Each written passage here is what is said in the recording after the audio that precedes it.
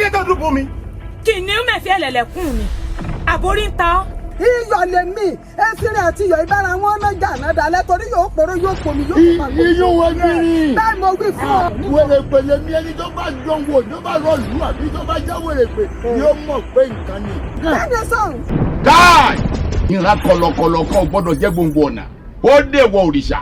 ọmọdé bú ìrókò ó ń bojú ẹ̀yìn òòjọ́ kan lólúwẹ̀rẹ̀ nínú o. ẹran ni mò ń fọwọ́ sọ kì í ṣe mú o.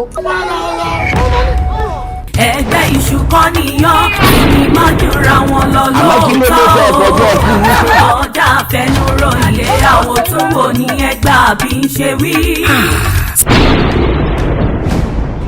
ọlọ́wọ́ adẹ́tẹ̀ òdètè ìnàmúbi òde ju agara ló lọ́fẹ̀ òbu ẹyin tó bàjẹ́ ní òde dòrò mọ́ díẹ̀ láíláí oyún ti bòmùbòmù ní ìsolófin so olórí ìlú fẹ́ olórí rẹpẹtẹ sáàfin òfin ló ṣoyún fẹ̀yìn bọ́ ìṣojú àwọn pàpà ìlú ṣe ń jò dànù àṣàdànù lọ́mọdé ń ṣàkúta kí ló dé ọ̀rọ̀ ṣe sọ ní fìtílà fìtínà bá kú wọn ni ó jáwé sẹ́nu kó oríjà òdì jáwé ọ̀pọ̀tọ̀ kó oríjà ìjọ àkówó ẹ̀bọ̀ tí ò mọ̀ ní ìwọ̀ wọn kan rọrùn nírú wọn forí jalè àgbọn wọn jọ wọn kéèké tán wọn ń sá kólóbákólóbá still written and coordinated by King Femi Odepe, produced by Fumilayo Adeniyi, directed by Funso Aliyu, starring Alapinni Moji Afolayan Olayiwola, Taofik tí Orujumọ Ndusi, Abiodun Ajayi Elewuja, Ìyá Ìrókò, Bọ̀bọ̀bí, Ayọ̀ Wọléwọlé, Abẹ́ni Àgbà, Lálùdé, Adéyẹmí Adéyẹmọ, Muhammed Umarudin Akere, àti bẹ́ẹ̀ bẹ́ẹ̀ lọ. Ajanaku.